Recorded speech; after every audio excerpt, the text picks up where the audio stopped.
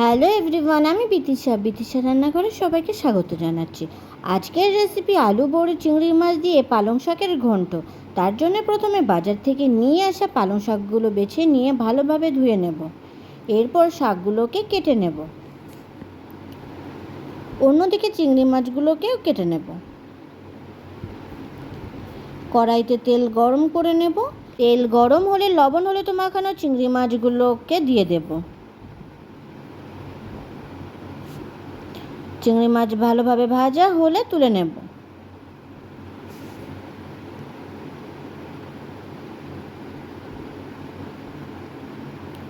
এবার গরম তেলে বেশ কয়েকটা ডালের বড়ি দেব ভাজার জন্য। বড়িগুলো লাল লাল করে ভেজে নেব।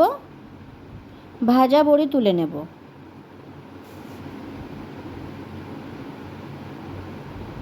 কড়াইতে আরও একটু তেল গরম করে নেব। পাঁচফোড়ন ও শুকনো লঙ্কা ফোড়ন দেব। ফোড়ন ভাজা হলে দেব একটা মাঝারি সাইজের কুচানো পেঁয়াজ ও 3-4টে চেরা কাঁচা লঙ্কা পেঁয়াজ কিছু সময় ভেজে নেব। পেঁয়াজ নরম হয়ে এলে দেব 1 চামচ রসুন বাটা দিয়ে আরও কিছু সময় ভেজে নেব। রসুনের কাঁচা গন্ধ চলে গেলে দেব ছোট ছোট ডুমো করে কেটে রাখা আলু পেঁয়াজের সাথে মিশিয়ে নিয়ে কিছু সময় ভেজে নেব।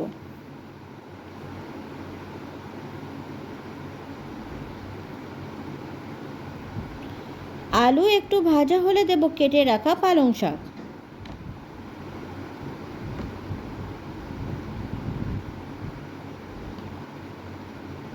পালং শাক ভালোভাবে আলুর সাথে মিশিয়ে নেব।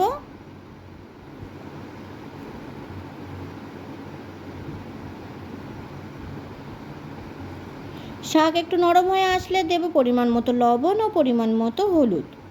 লবণ হলুদ ভালোভাবে পালং শাকের সাথে মিশিয়ে নেব।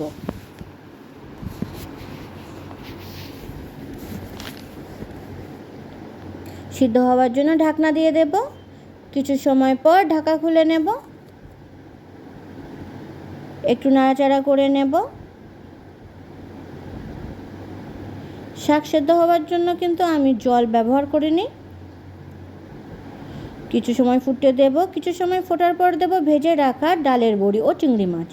বড়ি ও চিংড়ি মাছ ভালোভাবে শাকের সাথে মিশিয়ে নিয়ে রান্না করব।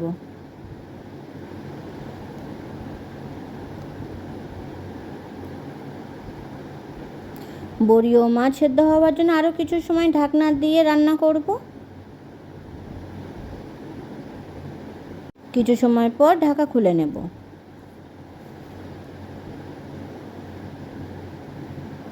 দেখে নেব শাক তলায় লেগে যায়নি তো। বারবার নাড়াচাড়া করতে হবে। শাক থেকে অনেকটা জল শুকিয়ে গেছে। দিয়ে দেব অল্প পরিমাণে চিনি ভালোভাবে শাকের সাথে মিশিয়ে নিয়ে আরও কিছু সময় ভেজে নেব।